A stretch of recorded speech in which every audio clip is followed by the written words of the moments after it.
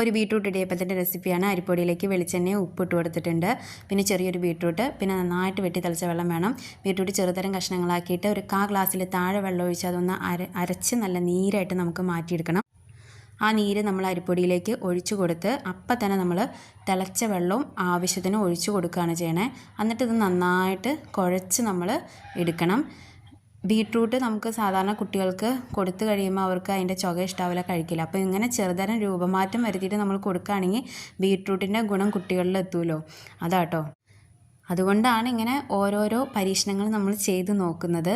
അപ്പോൾ ഇങ്ങനെ നമ്മൾ ഇടിയപ്പം ഉണ്ടാക്കുമ്പോൾ ബീട്രൂട്ടിൻ്റെ ചുകയൊന്നുമില്ല.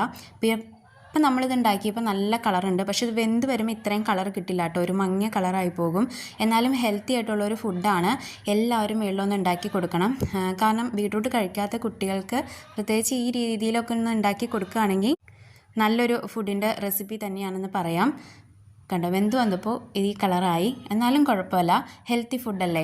പിന്നെ നമുക്ക് കറിയൊന്നും ഇല്ലെങ്കിൽ തന്നെ ആയാലും ഞങ്ങൾ സാധാരണ ചെയ്യുന്നൊരു കാര്യമാണ്, ഇടിയപ്പത്തിൽ പാലൊഴിക്കും, പശുവും പാൽ കാച്ചിയിട്ട് അതൊഴിക്കും, പിന്നെ പഞ്ചസാര ഇടും. അപ്പോൾ ഇതുപോലെ കഴിക്കുന്നവരുണ്ടെങ്കിൽ ഒന്ന് കമൻറ്റ് ചെയ്യണം.